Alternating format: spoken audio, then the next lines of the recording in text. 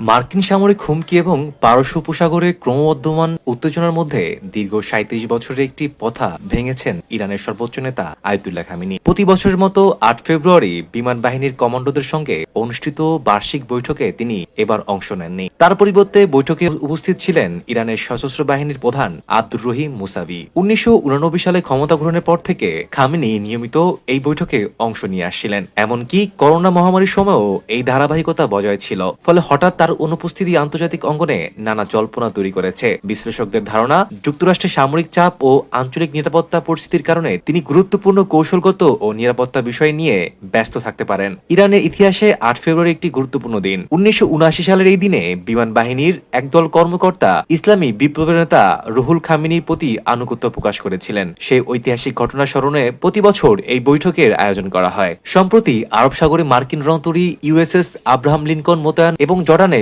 উন্নত যুদ্ধবিমান ও ড্রোন পাঠানোর ফলে তেহরান ও ওয়াশিংটনের মধ্যে উত্তেজনা আরো বেড়েছে। যুক্তরাষ্ট্র ইরানের উপর চাপ অব্যাহত রেখেছে। অন্যদিকে ইরান সতর্ক করে জানিয়েছে যে কোনো সামরিক হামলার মধ্যপ্রাচ্যে বড় সংঘাতের জন্ম দিতে পারে। পর্যবেক্ষকদের মতে খামেনির এই অনুপস্থিতি ইরানের প্রতিরক্ষা ও কূটনৈতিক কৌশলের সম্ভাব্য পরিবর্তনের ইঙ্গিত দিচ্ছে এবং আন্তর্জাতিক রাজনীতিতে নতুন আলোচনার জন্ম দিয়েছে। উদ্বেগ তৈরি হয়েছে এবং আন্তর্জাতিক রাজনীতিতে নতুন করে আলোচনার সূত্রপাত হয়েছে।